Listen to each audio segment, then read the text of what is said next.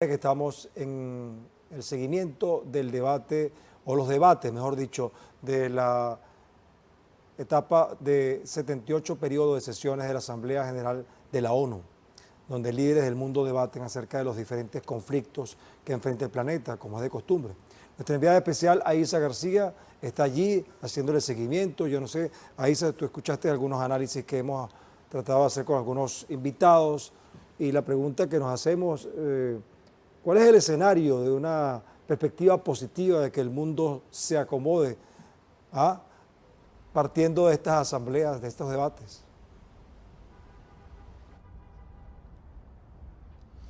¿Qué tal, Luis? Buenas noches. Pues es una pregunta compleja que yo te pediría que un analista nos ayude a responderla porque no te va a gustar la mía. Aquí se ha dicho bien claro que hay muchas cosas por hacer dentro de la Asamblea General de Naciones Unidas. Dentro de su Consejo de Seguridad hay muchas reformas que están pendientes y que no se han logrado para que la ONU, Naciones Unidas, actúe como debe actuar y se apegue a los principios y la Carta de Naciones Unidas. Yo te quiero contar un poco lo que pasó el día de hoy, Luis. Un día de 36 discursos, una jornada maratónica. Digamos que muchos países de los más polémicos o de los más sonados en el mundo hablaron el día de hoy. Los discursos del primer día de debate de la Asamblea General nos muestran, Luis, que la guerra en Ucrania monopoliza la atención mundial. Eso quieren hacer parecer estos discursos. Hay otros temas importantes, pero la guerra en Ucrania es un tema que muchos o la gran mayoría han querido hacer ver como que muy importantes. Mira, Joe Biden, el presidente de Estados Unidos, lanzó un durísimo discurso contra Rusia. Dijo que ese país es el único responsable de la guerra y el único obstáculo para la paz. Dijo que Rusia cree que el mundo se cansará y permitirá brutalizar a Ucrania. Fue más lejos al señalar que ningún país estará seguro si Ucrania cae ante Rusia. Pero te cuento, fue el mismo tono que usó aquí en la ONU el presidente de Ucrania, Volodymyr Zelensky, quien acusó a Moscú de usar la inseguridad alimentaria como arma de guerra y llamó a la comunidad internacional a unirse para que los ocupantes retornen a su país. Así lo expresó. Fíjate, fue el presidente de Colombia, Gustavo Petro, quien puso el dedo en la llaga al preguntarse por qué Estados Unidos no le pone al conflicto palestino-israelí el mismo interés que le pone a Ucrania. Luego volveremos sobre este tema porque quiero primero contarte sobre un discurso de un país, de Cuba, que ha tenido mucha resonancia aquí en Naciones Unidas el día de hoy.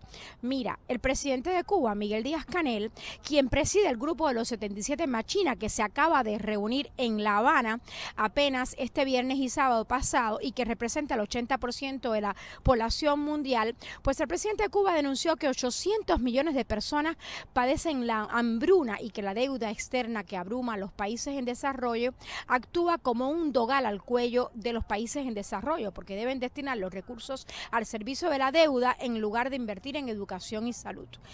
Díaz-Canel demandó el fin del bloqueo estadounidense a Cuba que tantas afectaciones provoca a las familias cubanas y denunció que la guerra económica contra su país alcanzó niveles despiadados en 2019 en plena pandemia, que se dice, pero es duro, es una realidad bastante dura. Recordemos que Donald Trump adoptó 90 de las 243 medidas contra Cuba justamente en plena pandemia. Bueno, el presidente cubano dijo que el pueblo resiste y que Cuba no representa una amenaza para la seguridad o el tejido social de Estados Unidos. Luis, yo te propongo que escuchemos qué dijo el presidente de Cuba, Miguel Díaz-Canel.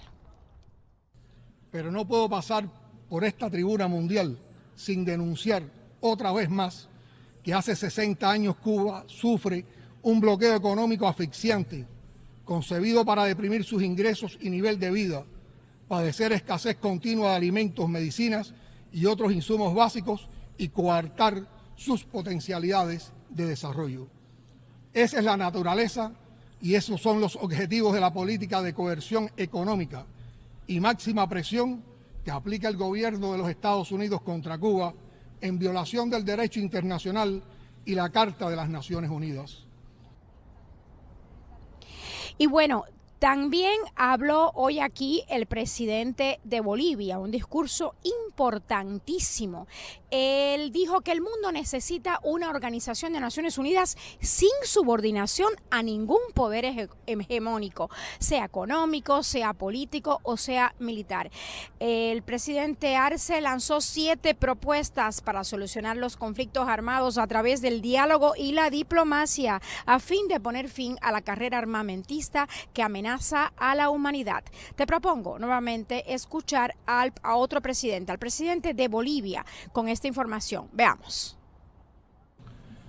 Hermano vicepresidente, hace un año, en este mismo foro, denunciamos que el mundo enfrentaba una crisis capitalista que ponía en riesgo a la humanidad y a la existencia misma del planeta. Lamentablemente, a un año de esa declaración, ese delicado escenario no ha cambiado. El sistema capitalista, en su afán de imponer su decadente hegemonía, replica prácticas de dominación y explotación colonial que deberían estar ya superadas.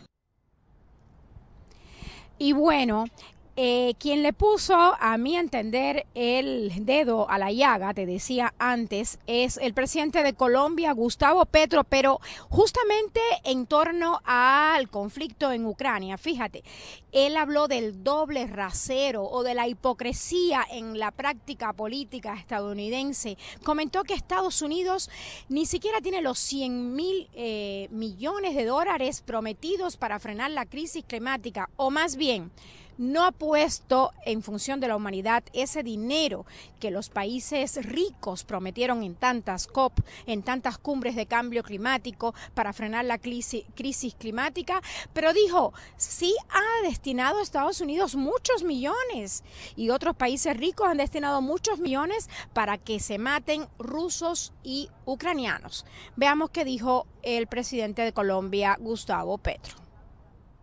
Se olvidaron que las mismas razones que se expresan para defender a Zelensky son las mismas razones con las que se debería defender a Palestina. Se olvidaron que para cumplir los objetivos de desarrollo sostenible había que cesar todas las guerras, pero ayudaron a aprender una, porque al poder mundial le convenía en su juego de tronos, en los juegos del hambre, y se olvidaron de acabar la otra, porque el poder no le convenía acabarla. ¿Cuál diferencia entre Ucrania y Palestina?, pregunto. ¿No es hora de acabar ambas guerras y otras y aprovechar el corto tiempo para construir los caminos para salvar la vida en el planeta? Y bueno, justamente el presidente de Sudáfrica acusó a las potencias de gastarse mucho dinero en la guerra, pero no en los pueblos del sur. Justamente el presidente de Sudáfrica sostuvo el mismo planteamiento que Gustavo Petro. Y bueno, el presidente de Argentina también tuvo una intervención muy importante. Fernández habló en defensa del multilateralismo y bueno, también llamó a la comunidad internacional a enfrentar la crisis climática sin más dilaciones. El tema de la justicia social lo abundó a profundidad. Veamos qué más dijo. Ya no hay más tiempo para seguir hablando, es hora de promover la justicia social en el mundo. El Fondo Monetario Internacional no puede subir sus intereses cada vez que la Reserva Federal Americana sube sus tasas para contener la inflación de su país. No puede hacerlo, pero lo hace. Y en ese contexto resulta vergonzoso que aún hoy apliquen sobrecargos a muchos países a los que ya se les vuelve insoportable cargar la mochila de la deuda externa. Irónicamente, el Fondo Monetario Internacional financia a Ucrania en medio de la guerra y en medio de esa guerra le aplica sobrecargos a los intereses que le cobran. ¡Qué disparate! Y bueno, como es habitual, Brasil es el primer país en intervenir en la sesión de debate al máximo nivel en la tribuna de Naciones Unidas, en la Asamblea General, y por eso hoy habló el presidente Lula da Silva. Otro discurso contundente, el de Lula en esta Asamblea General. Él habló de poner fin al hambre y dijo que era una tarea urgente. Atentos a lo que dijo. La desigualdad es la fuente de todos estos fenómenos, o al menos los hace más graves. La acción más ambiciosa de la ONU, la Agenda de 2030, podría convertirse en su mayor fracaso. Hemos llegado al ecuador de la aplicación y estamos todavía muy lejos de los objetivos definidos en esa agenda. Estamos avanzando de forma muy lenta en la mayoría de los objetivos de desarrollo sostenible. La importancia política y moral de erradicar la pobreza y de poner fin al hambre parece ahora entumecida. En los 7 años que nos quedan, la reducción de las desigualdades dentro de los países y entre países tendría que ser el objetivo central de la Agenda de 2030. Y bueno, hoy también aquí habló el presidente de Irán y denunció toda la situación que existe en el Medio Oriente y dijo que está comprometido su país con el uso de energía nuclear con fines pacíficos. Claro que se pronunció en contra de la islamofobia y a favor del fin de la ocupación de los territorios palestinos, que ya cumplen en esa situación más de 7 decenios. Y quiero decirte, para concluir, que hay 2 temas a los cuales se refiere, digamos que gran parte de los países que aquí asisten a la Asamblea General de Naciones Unidas. Te lo digo porque he cubierto otras asambleas generales y lo hemos hablado tú y yo aquí ante las cámaras de Telesur. 2 temas. Uno, la denuncia de los territorios ocupados Palestina. La gente dice ya. Es hora de crear un Estado palestino.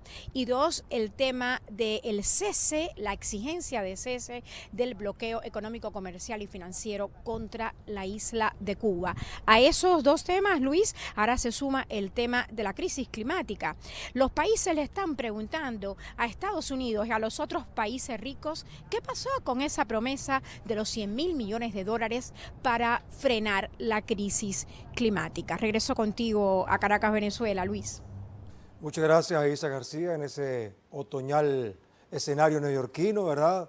Una apretada síntesis que hiciste con 30 y pico de participantes. No acomodaron el mundo, pero creo que se dijeron sus verdades, ¿no? Gracias, Isa. Estaremos pendientes para más información. Exactamente.